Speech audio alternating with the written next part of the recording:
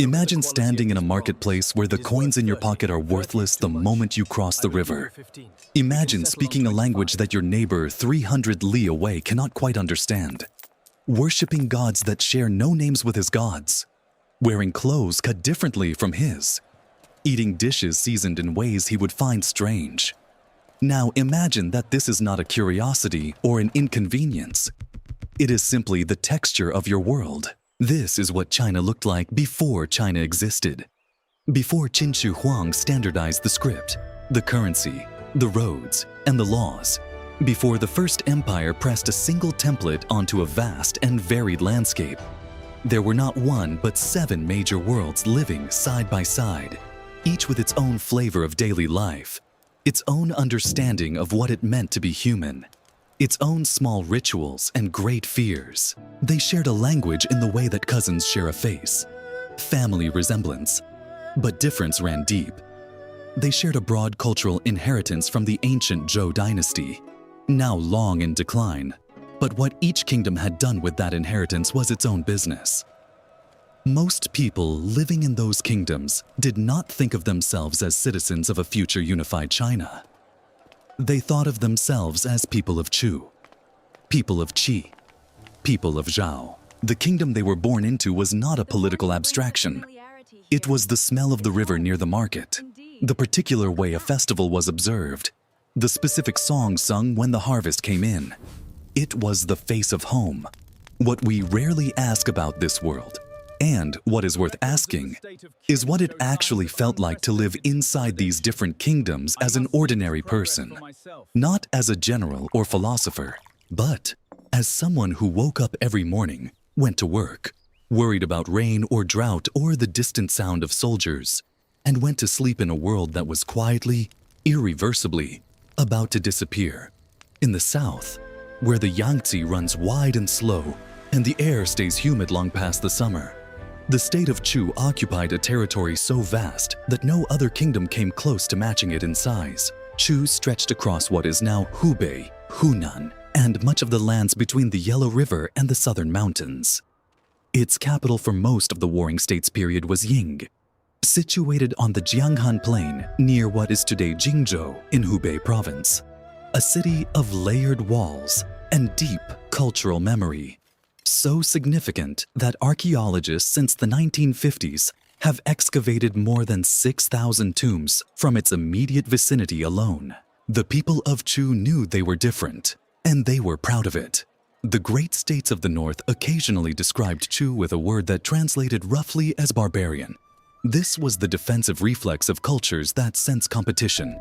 Because Chu was not barbarous, it had developed its own religious and cosmological world. A tradition centered on Wu, spirit intermediaries who moved between the human world and an elaborate invisible one populated by gods, ancestors, river spirits, and creatures that obeyed no northern rules. Chu's belief system was a sophisticated polytheistic tradition with sacrificial rituals, music, and dance, and forms of divination that belonged to no other kingdom in quite the same way. What this meant for daily life in Ying was that the city's ceremonial calendar was saturated with events that had no real equivalent elsewhere. When illness came to a household, the family did not only seek out herbs. They called a Wu practitioner who might enter trance, invoke specific deities by their proper names, and sing songs that had been sung for generations as technologies of appeal. These are the same songs that survive, transformed into literary form in the Chuqi, the Songs of the South, the collection of poetry associated with Kuyuan, a nobleman who was exiled from Ying and eventually drowned himself in the Miluo River in grief at Chu's decline. The Chuqi is the second oldest collection of Chinese poetry, and it reads like nothing else in the ancient canon, full of dragons and goddesses, spirit chariots, rivers that speak, mountains that dream. That strangeness is not poetic license. It is the genuine texture of Chu's religious imagination, preserved by accident in a form sophisticated enough to outlast the destruction of the world that produced it. Chu's craftspeople were among the most technically accomplished in any of the 7 kingdoms.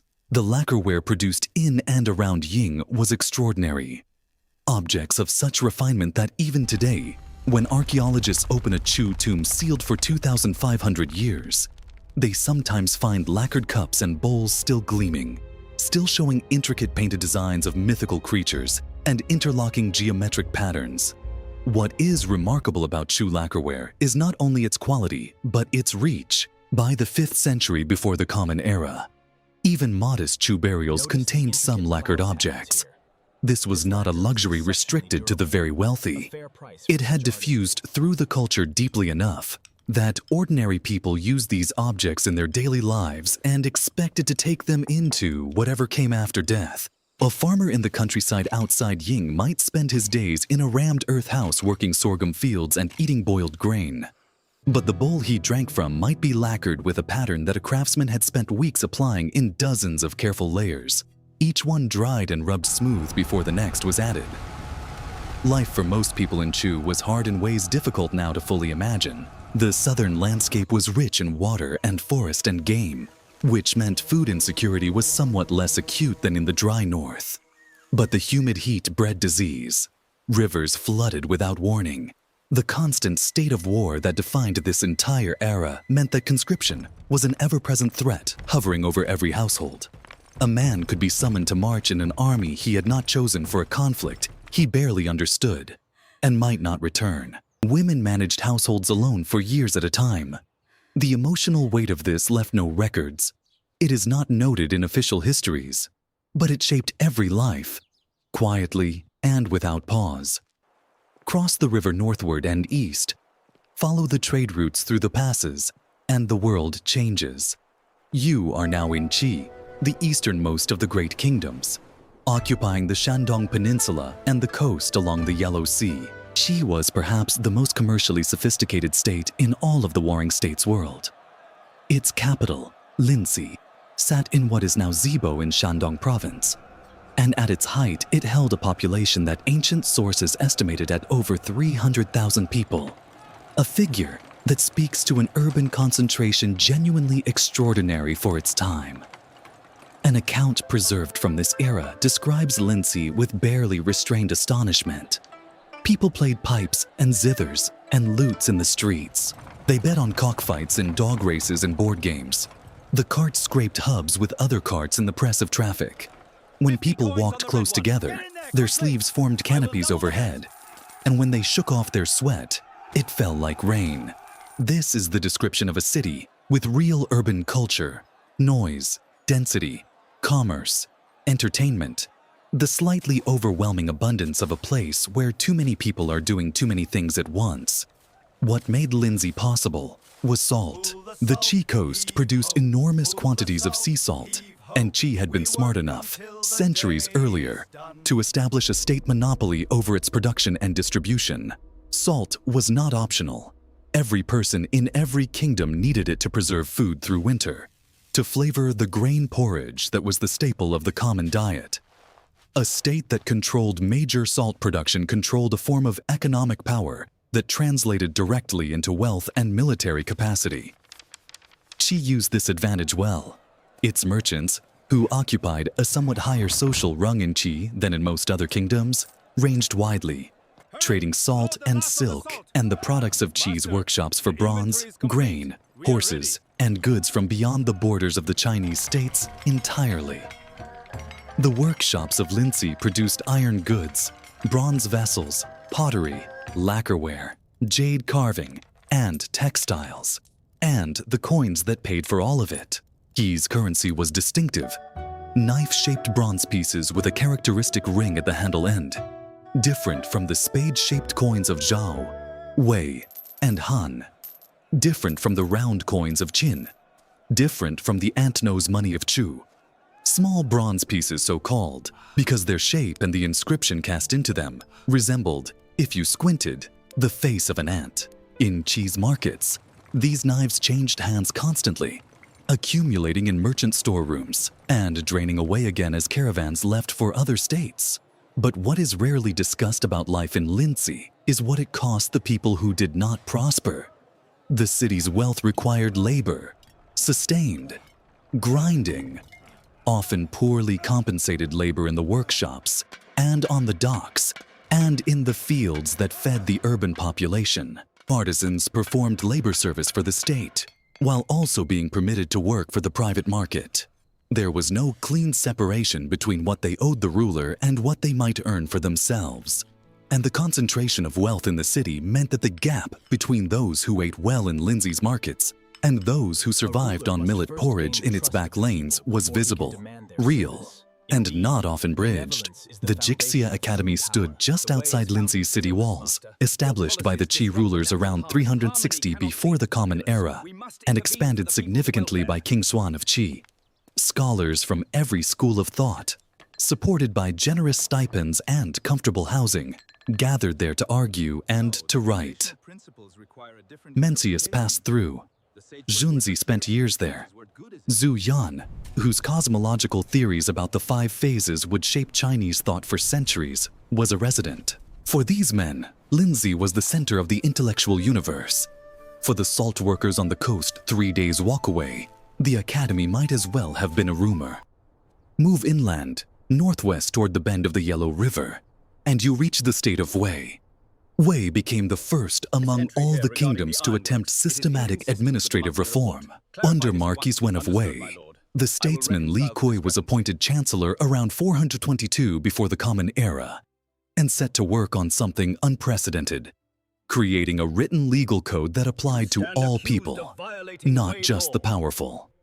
His canon of laws established provisions covering theft, violence, imprisonment, and arrest. More importantly, it instituted meritocracy.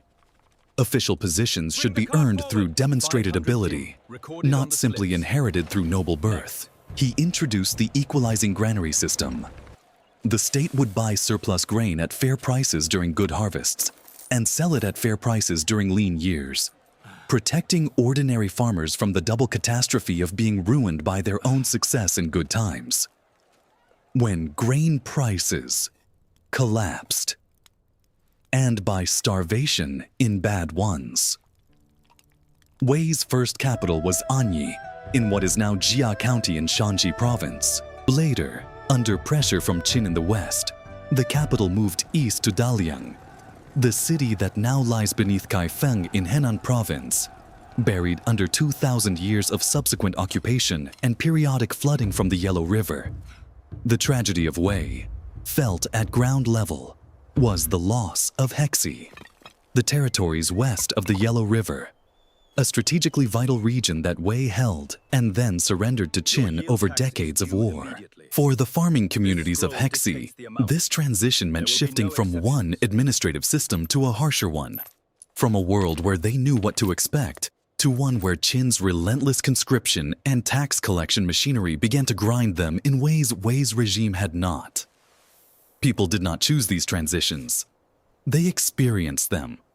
Go further north and east, into the Great Plain of Hebei, and you arrive in Zhao. Zhao's capital was Handan, in what is now southern Hebei province, a city whose name appears repeatedly in the records of this era, because it was one of the great cities of its time.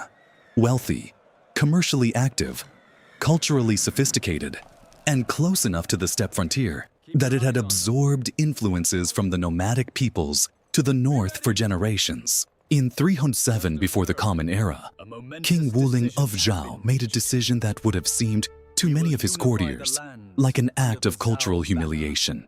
He ordered the Zhao military, and initially his entire court, to abandon the long robes and wide sleeves of traditional Chinese elite dress, and to adopt the short coats, fitted trousers, belts, and boots of the Hu, the nomadic peoples of the north. He disbanded the chariot corps, which had been the symbol of aristocratic military prestige for centuries, and replaced it with cavalry archers who fought from horseback in the manner they had learned from watching the steppe warriors who periodically raided Zhao's northern border. The reform was called Hufu Qishe, adopting Hu dress and cavalry archery. The conservative members of Zhao's royal family were appalled. King Wuling's own uncle, Lord Cheng, refused to appear at court in protest, complaining that there should be no copying of barbaric clothing, no changing of ancient rules. The king spent time personally persuading him. He argued that effectiveness mattered more than tradition. If the northern people's way of fighting was superior for the kind of warfare Zhao needed to conduct, fast, mobile, across open terrain, then Zhao would fight that way. The reform worked. Within years, Zhao's cavalry had become the most feared in the warring states world, and Zhao pushed the Donghu tribes back over 1,000 li. But for ordinary people in Handan, the change had been jarring in ways no official proclamation captured. The clothing that marked social rank, that connected a man to his ancestors' way of moving through life, all of it changed by royal decree. He was still himself, but the visible language of his self had been rewritten. This was the world that Qin began to eat, kingdom by kingdom, in the decade between 230 and 221 before the Common Era. But before that final decade, Zhao had already endured the greatest single catastrophe of the Warring States era, an event so devastating that it still appears in Chinese historical memory as a wound that refuses to close entirely. In 260 before the Common Era, at a place called Changping in southeastern Shaanxi province, the armies of Qin and Zhao met in a conflict that had been building for 2 years. Zhao's experienced defensive commander Lian Po had established a fortified position and was successfully wearing down Qin's supply lines. Then Zhao's king, persuaded by Qin's deliberate misinformation campaign, replaced Lian Po with a younger general named Zhao Kuo, a man whose theoretical knowledge of warfare was formidable and whose practical experience was not. Qin simultaneously replaced its own visible commander with Bai Qi, one of the most ruthless and effective generals the era produced, operating in secret so Zhao would not know the change had been made. What followed was a siege of 46 days, a desperate breakout, and a surrender. Bai Qi then faced the problem of what to do with the hundreds of thousands of Zhao prisoners he had taken. He calculated that the captured men, from a region already hostile to Qin authority, would likely revolt if released or integrated. He ordered their execution. The historical sources estimate the number killed in the hundreds of thousands. Archaeologists have since found mass burial sites in the region, with victims' bones still showing signs of bound hands, corroborating the accounts. Folk songs from the period lamented that mothers had lost all their sons to Changping's pits. The philosopher Xunzi wrote about whether this kind of destruction of a surrendered army violated the ancient principles of honorable conduct. Even Qin officials questioned privately whether the act would stain their state with lasting infamy. It did, and Zhao never fully recovered. The gender imbalance that Changping created in Handan and the surrounding villages lasted for a generation. Households that had sent their working-age men to the campaign simply had no men left.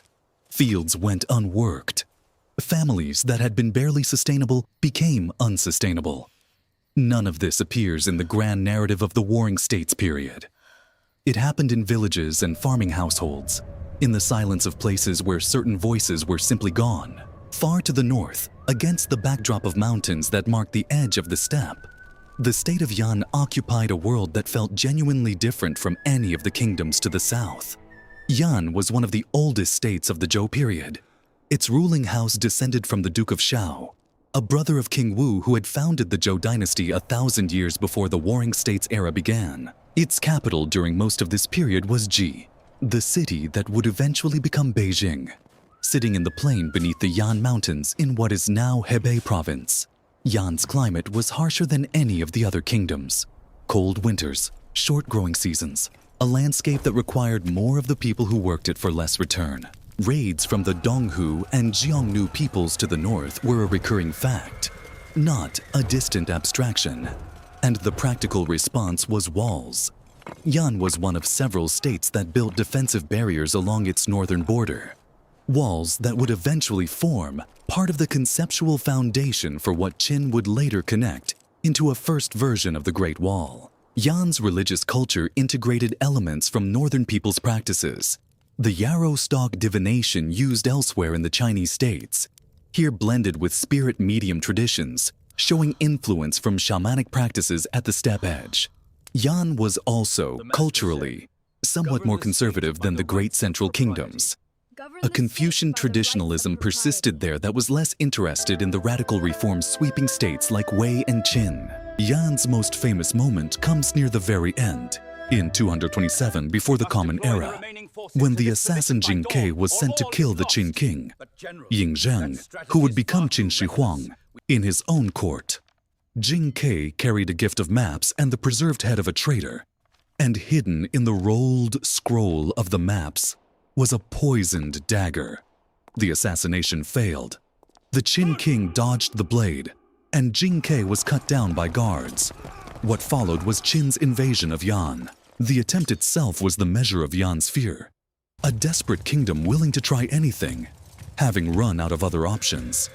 Between all these kingdoms, something was happening in the intellectual world that was without precedent. A sustained, multi-generational argument about how human society should be organized, carried on simultaneously by competing schools of thought that each believed the others were profoundly wrong. The Confucians argued that proper ritual and moral cultivation from the top down would restore the social order the Zhou dynasty's collapse had shattered. The Taoists argued that the attempt to fix society through rules and cultivation was itself the problem. The Mohists argued that universal love and practical benefit should govern decisions, and that the aristocratic culture of ritual that Confucians celebrated was a waste of resources that could feed the hungry. The legalists argued that human nature was to be channeled through law, reward, and punishment, and that the state implementing this most effectively would win. All these arguments were happening in real cities, around real courts, in academies and private schools. And for ordinary people, the farmers, the artisans, the market traders, the philosophical disputes were mostly distant. But their consequences were not. When a ruler adopted legalist reforms and reorganized his state into a more efficient conscription and tax machine, the people who experienced that change were the households that now owed more to the state and had less left for themselves. The ideas traveled through courts. The costs landed in fields.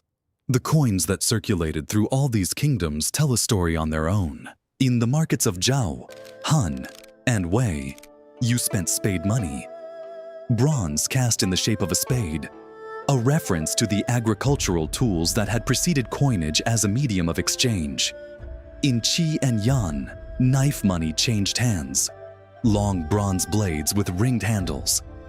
In Qin, round coins with square holes, a form that would eventually become standard across the unified empire, were already in circulation. In Chu, the ant knows money of small bronze pieces with strange faces, and gold coins unique in the ancient Chinese world.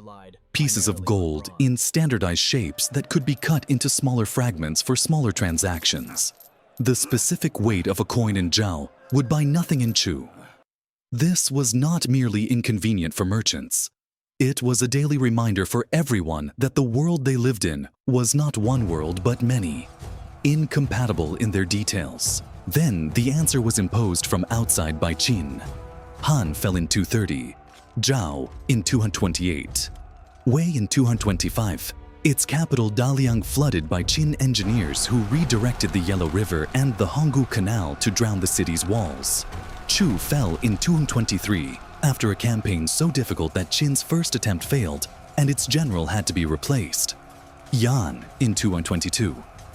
And Qi last in 221, surrendering to a Qin army that the last king of Qi seems to have genuinely believed would not arrive. What disappeared was not only the political structures, it was the texture. The ant-nose coins of Chu were recalled and melted. The knife money of Qi was replaced. The local scripts in which Chu officials had written their administrative documents, a flowing, elegant variant of Chinese script that looked almost foreign to eyes trained on other kingdoms' writing, were banned and supplanted by the Qin standardized form. The specific songs of Chu's religious tradition could no longer be performed in official contexts. The gods of each kingdom's local practice did not receive imperial sanction. The philosophical schools that had flourished under the patronage of competing rulers now found themselves in a world with only one ruler, who was not interested in plurality.